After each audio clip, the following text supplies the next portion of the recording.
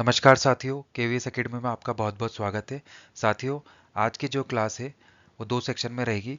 पहले सेक्शन में हम डेली करंट अफेयर से रिलेटेड जो भी क्वेश्चंस है और उनसे रिलेटेड जो भी तथ्य है उनको हम डिस्कस करेंगे, और दूसरे सेक्शन में इंपॉर्टेंट जो वन लाइनर्स है उनको भी हम साथ में डिस्कस करते चलेंगे।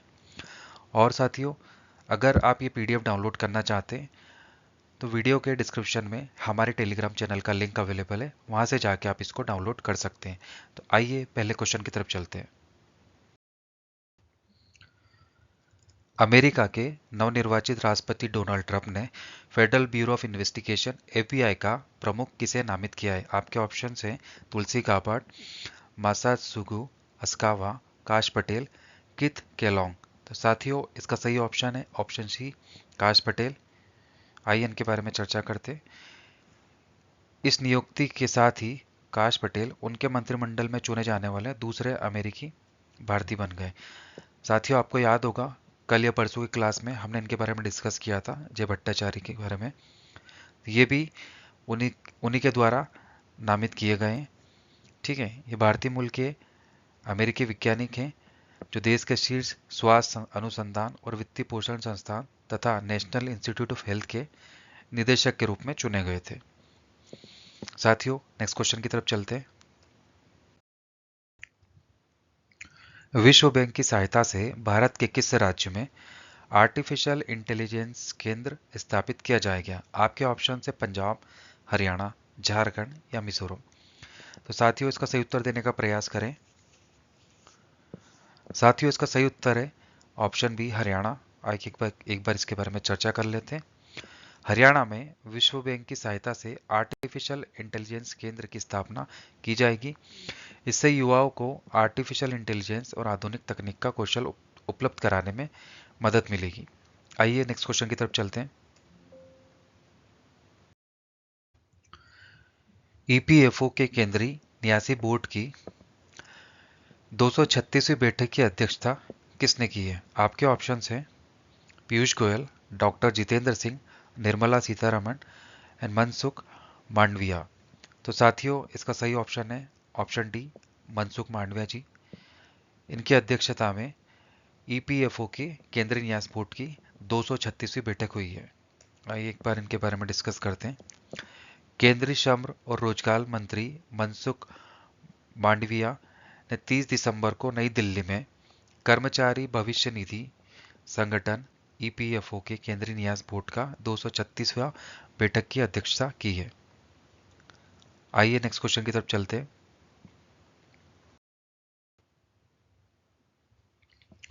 भारत के किस राज्य का 1 दिसंबर को 62वां राज्य दिवस मनाया गया? आपके ऑप्शन है असम, त्रिपुरा, नागालैंड या सिक्किम। तो साथियों, इसका सही ऑप्शन है ऑप्शन सी, नागालैंड। आइए इसके बारे में चर्चा करते हैं। वर्ष 1963 में 1 दिसंबर को आधिकारिक तौर पर वो भारत का 16वां राज्य बना था, और इसी दौरान शिक्षक उपस्थिति निगरानी प्रणाली स्माइल ऐप का लोकार्पण भी किया गया है। वहीं सरकारी कार्यों को डिजिटल आधुनिक बनाने की एक पहल स्मार्ट सचिवालय भी लॉन्च किया गया है। आइए नेक्स्ट क्वेश्चन की तरफ चलते हैं। विश्व एड्स दिवस कब मनाया जाता है? आपके ऑप्शन है 1 दिसंबर, 2 दिसंबर, 3 दिसंबर या 4 दिसंबर। तो साथियों, इसका सही उत्तर ऑप्शन है 1 दिसंबर को विश्व एड्स दिवस मनाया जाता है। आइए इसके बारे में डिस्कस करते हैं। और 1 दिसंबर को ही पूरे विश्व में एड्स दिवस मनाया जाता है। और ये क्यों मनाया जाता है? कि जागरूकता बढ़ाने के लिए, एड्स से निपटने में सकारात्मक उपलब्धियों का जश्न मनाने के लिए मनाया जाता है। विश्व एड्स दिवस 2024 का जो विषय था वो था सही रास्ता अपनाएं, मेरा स्वास्थ्य मेरा अधिकार। इससे रिलेटेड क्वेश्चन बन सकते हैं कि इसका टैगलाइन क्या था, आप इसको जरूर याद रखें।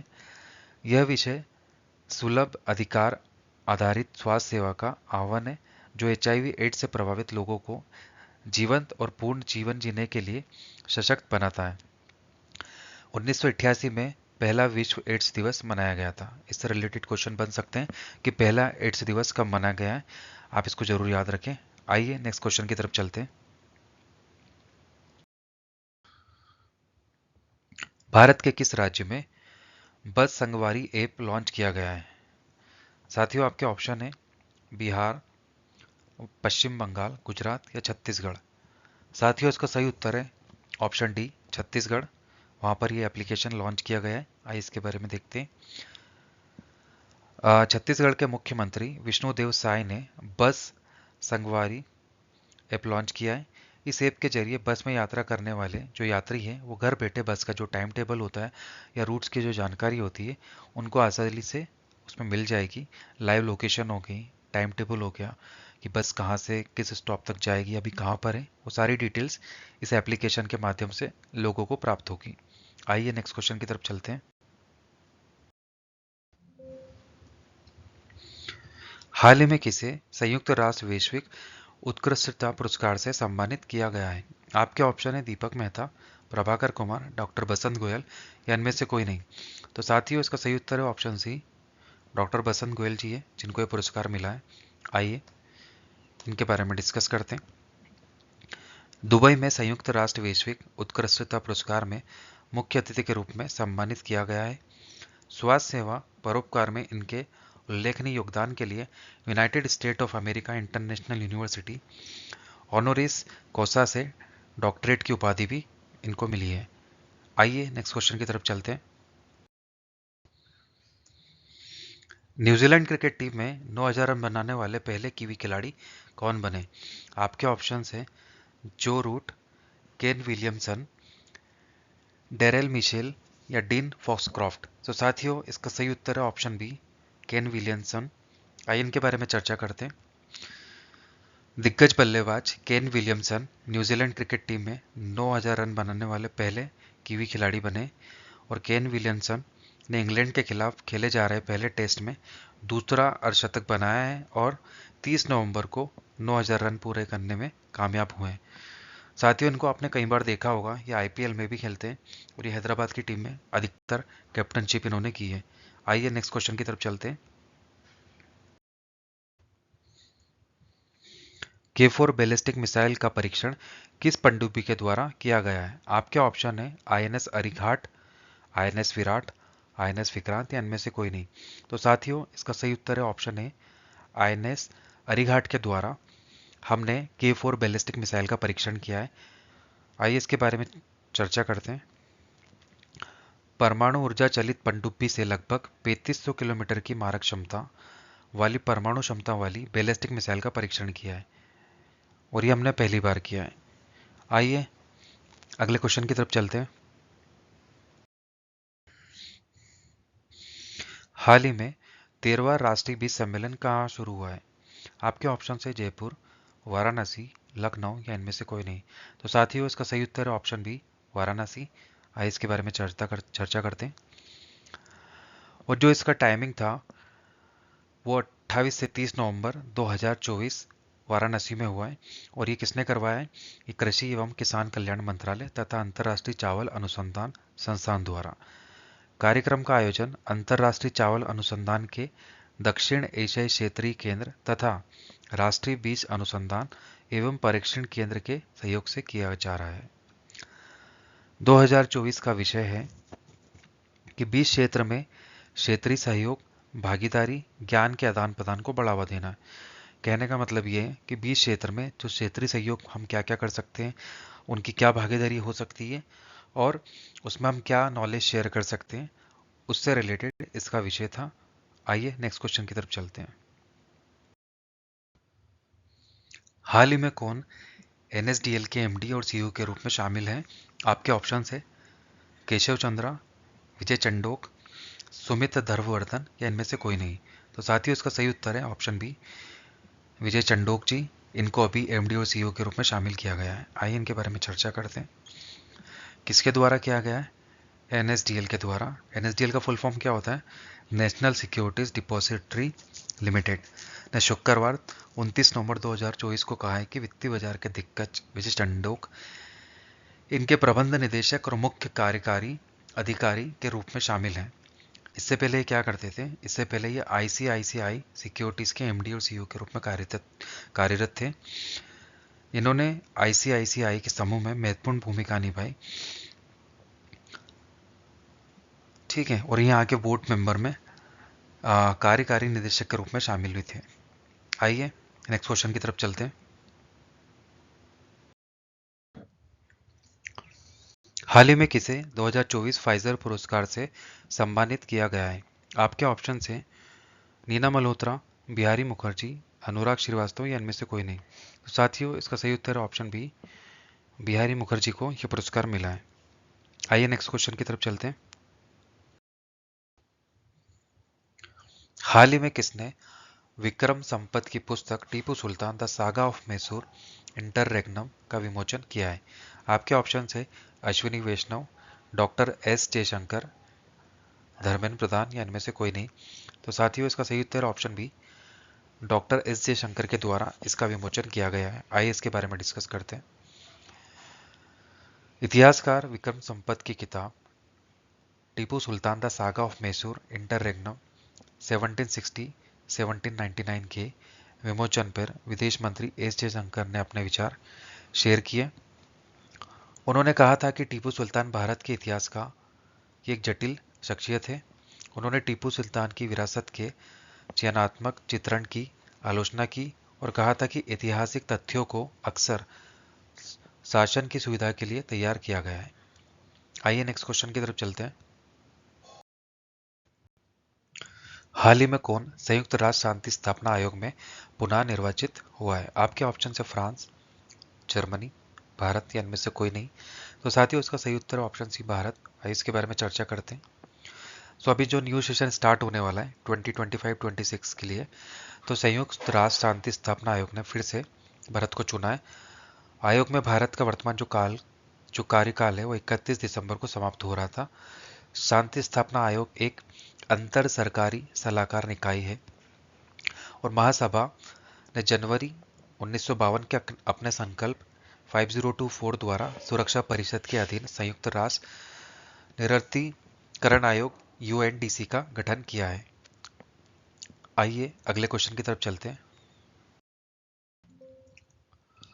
साथियों, अगला क्वेश्चन है दुनिया भर में अंतर्राष्ट्रीय जगुआर दिवस कब मनाया गया? आपके ऑप्शन हैं 29 नवंबर, 20 नवंबर, 15 नवंबर या 1 दिसंबर।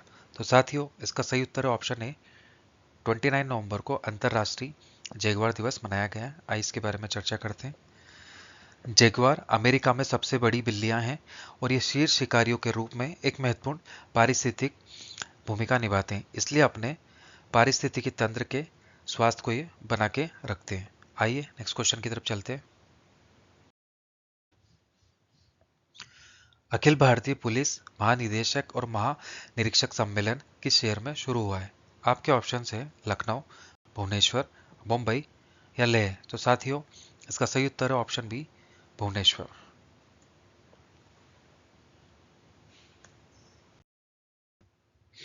हाल ही में 2 दिवसीय महाबोधि उत्सव कहाँ शुरू हुआ है? आपके ऑप्शन है सांची स्तूप, कुशीनगर, उज्जैन या जबलपुर। तो साथियों, इसका सही उत्तर ऑप्शन है सांची स्तूप। आइए इसके बारे में डिस्कस कर लेते हैं। इस स्तूप का निर्माण सम्राट अशोक ने 3वीं शताब्दी ईसा पूर्व में करवाया था और ये भारत का पहला और सबसे पुराना बौद्ध स्थल है और इसको ईंटों के द्वारा बनाया गया है। प्रवेश द्वारों पर बुद्ध और सम्राट अशोक के जीवन से जुड़े दृश्य उकारे गए हैं और स्तंभों पर उकारे गए चित्र और स्तूप बुद्ध के जीवन की कहानी को दर्शाते हैं। ठीक है। और इस स्तूप को समय ने बहुत नुकसान पहुंचाया है। साल 1818 में सांची को फिर से खोजा गया और साल 1881 में इनके जीर्णोद्धार का काम शुरू हुआ है और साल 1912 से 1919 के बीच इसको सावधानी पूर्वक मरम्मत की गई है और इन्हें बहाल किया गया है। इससे रिलेटेड क्वेश्चन बन सकते हैं। नेक्स्ट क्वेश्चन की तरफ चलते हैं। 3 दिवसीय अष्टलक्ष्मी महोत्सव 2024 का आयोजन कहाँ किया जाएगा? आपके ऑप्शन है जयपुर, नई दिल्ली, लखनऊ या लेह। तो साथियों, इसका सही उत्तर है ऑप्शन बी, नई दिल्ली में इसका आयोजन किया जाएगा। आइए इसके बारे में चर्चा करते हैं। पूर्वोत्तर क्षेत्र विकास मंत्रालय 6 से 8 दिसंबर तक दिल्ली के भारत मंडपम में पहला अष्टम लक्ष्मी महोत्सव का आयोजन करेगा। इस कार्यक्रम में शिल्प, कला, संस्कृति और पूर्वोत्तर की विविधता के मिश्रण का व्यावसायिक रूप से प्रदर्शन किया जाएगा। आइए नेक्स्ट क्वेश्चन की तरफ चलते हैं। भारत के पहले ग्रीन हाइड्रोजन फ्यूल स्टेशन का उद्घाटन कहाँ किया जाएगा? आपके ऑप्शन शिमला, जयपुर, लेह या ऑप्शन डी मुंबई। साथियों, इसका सही उत्तर देने का प्रयास करें। साथियों, इसका सही उत्तर है ऑप्शन सी, लेह लद्दाख में पहला जो ग्रीन हाइड्रोजन फ्यूल स्टेशन है इसका उद्घाटन किया जाएगा। आइए इसके बारे में चर्चा कर लेते हैं। हमारा राजा इंफ्रा ने एनटीपीसी लिमिटेड के लिए लेह लद्दाख में भारत का पहला ग्रीन हाइड्रोजन ईंधन स्टेशन का काम पूरा किया। शनिवार को उद्घाटन किया जाएगा। यह स्टेशन प्रतिदिन 80 किलोग्राम ग्रीन हाइड्रोजन का उत्पादन करता है और 5 हाइड्रोजन ईंधन सेल बसों को शक्ति प्रदान करेगा। आइए नेक्स्ट क्वेश्चन की तरफ चलते हैं। साथियों, अगला क्वेश्चन है, अंतर्राष्ट्रीय कंप्यूटर सुरक्षा दिवस इंटरनेशनल कंप्यूटर सिक्योरिटी डे मनाया जाता है। आपके ऑप्शन है 30 नवंबर, 20 नवंबर, 28 नवंबर या 1 दिसंबर। तो साथियों, इसका सही उत्तर ऑप्शन है 30 नवंबर को इंटरनेशनल कंप्यूटर सिक्योरिटी डे मनाया जाता है। आइए नेक्स्ट क्वेश्चन की तरफ चलते हैं। हाल ही में डॉक्टर पृथ्वेंद्र मुखर्जी का निधन हुआ है, वे कौन थे? आपके ऑप्शन है गायक, पत्रकार, शोधकर्ता या इनमें से कोई नहीं। तो साथियों, इसका सही उत्तर है ऑप्शन सी, शोधकर्ता। आइए इनके बारे में डिस्कस कर लेते हैं। डॉक्टर पृथ्वेंद्र को शिक्षा और साहित्य के क्षेत्र में उनके कामों के लिए पद्मश्री 2020 से सम्मानित किया गया था। इन्होंने संगीत और कविता का भी शौक था। आइए नेक्स्ट क्वेश्चन की तरफ चलते हैं। हार्नबिल फेस्टिवल 2024 का 25वां संस्करण कहाँ आयोजित किया जा रहा है? आपके ऑप्शन है असम, कर्नाटक, नागालैंड और लेह। तो साथियों, इसका सही उत्तर है ऑप्शन सी, नागालैंड। आइए इसके बारे में चर्चा करते हैं। नागालैंड का प्रसिद्ध हार्नबिल महोत्सव के 25वें संस्करण का आगाज रविवार से नागा हेरिटेज विलेज किसामा में होने जा रहे हैं, जो कि कोहिमा से 12 किलोमीटर दूर स्थित है। 10 दिवसीय इस आयोजन में नागा जनजातियों की समृद्ध परंपराओं, संस्कृति और जीवन का उत्सव मनाया जाता है। इससे रिलेटेड क्वेश्चन बन सकते हैं। आइए नेक्स्ट क्वेश्चन की तरफ चलते हैं। हाल ही में किस भारतीय क्रिकेट ने संन्यास की घोषणा की है? आपके ऑप्शन है मोहम्मद सामी, दीपक चहार, सिद्धार्थ कौल या मोहम्मद सिराज। तो साथियों, इसका सही जो उत्तर है वो ऑप्शन सी है, सिद्धार्थ कौल ने क्रिकेट से संन्यास लेने की घोषणा की है। आइए नेक्स्ट क्वेश्चन की तरफ चलते हैं।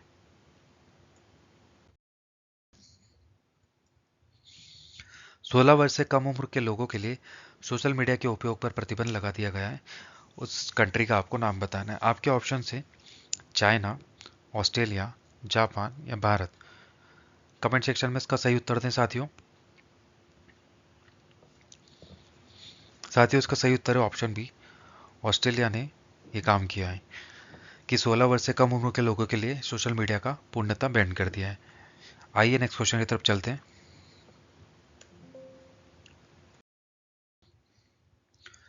9 दिसंबर को जयपुर में राइजिंग राजस्थान ग्लोबल समिट का उद्घाटन कौन करेगा? आपके ऑप्शन है नरेंद्र मोदी, पीयूष गोयल, अमित शाह या भजन लाल। तो साथियों, इसका सही उत्तर ऑप्शन है प्रधानमंत्री मोदी इस समिट का उद्घाटन करेंगे। आइए इसके बारे में थोड़ी चर्चा कर लेते हैं। ये जो समिट है ये 3 दिवसीय होता है और प्रधानमंत्री मोदी 9 दिसंबर को राइजिंग राजस्थान ग्लोबल समिट का उद्घाटन करेंगे और ये कहाँ पर होगा? JECC Jaipur exhibition and convention centre में ये आयोजित होगा। तो साथियों, करंट अफेयर से रिलेटेड जो भी क्वेश्चंस थे वो यहाँ पे समाप्त होते हैं। अब हमारा जो दूसरा सेक्शन है, अब हम उसकी तरफ चलते हैं जिसमें हम इम्पोर्टेंट वन लाइनर को देखेंगे। तो साथियों, जो आज का इम्पोर्टेंट वन लाइनर्स है तो उनका जो टॉपिक है वो अर्धसैनिक व आयोग। आइए उसके बारे में डिस्कस करते हैं। आइए महानिदेशक देख लेते हैं। सशस्त्र सीमा बल एसएसबी अमृत मोहन प्रसाद, सीमा सुरक्षा बल बीएसएफ दिलजीत सिंह चौधरी, केंद्रीय रिजर्व पुलिस बल सीआरपीएफ अनीश दयाल सिंह, केंद्रीय औद्योगिक सुरक्षा बल सीआईएसएफ आरएस भट्टी, राष्ट्रीय सुरक्षा गार्ड एनएसजी बी श्रीनिवासन, राष्ट्रीय Cadet Corps NCC Gurpal Singh 34वें, भारतीय तटरक्षक बल आईसीजी एस परमेश, रेलवे सुरक्षा बल आरएफपी मनोज यादव। आइए नेक्स्ट स्लाइड पे चलते हैं।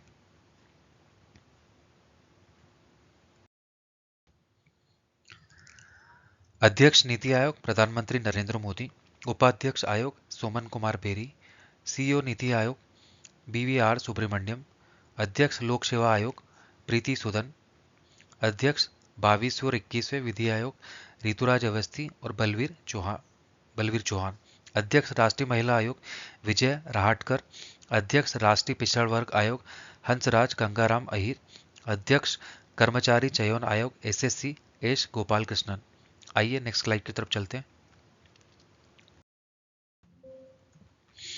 अध्यक्ष 7वें वेतन आयोग अशोक कुमार माथुर। अध्यक्ष लोकपाल अजय माणिकराव खानविलकर। अध्यक्ष 16वें और 15वें वित्त आयोग अरविंद पनगड़िया NKC। अध्यक्ष भारतीय प्रतिस्पर्धा आयोग रवनीत कौर। अध्यक्ष राष्ट्रीय अनुसूचित जनजाति आयोग हर्ष चौहान। अध्यक्ष राष्ट्रीय अनुसूचित जाति आयोग किशोर मकवाना। अध्यक्ष राष्ट्रीय मानवाधिकार आयोग अरुण कुमार मिश्रा ये 8वें। अध्यक्ष राष्ट्रीय बाल अधिकार संरक्षण आयोग प्रियांक कानूनगो। अध्यक्ष राष्ट्रीय अल्पसंख्यक आयोग सरदार इकबाल सिंह लालपुरा। तो साथियों, आज का लेक्चर यहीं समाप्त होता है।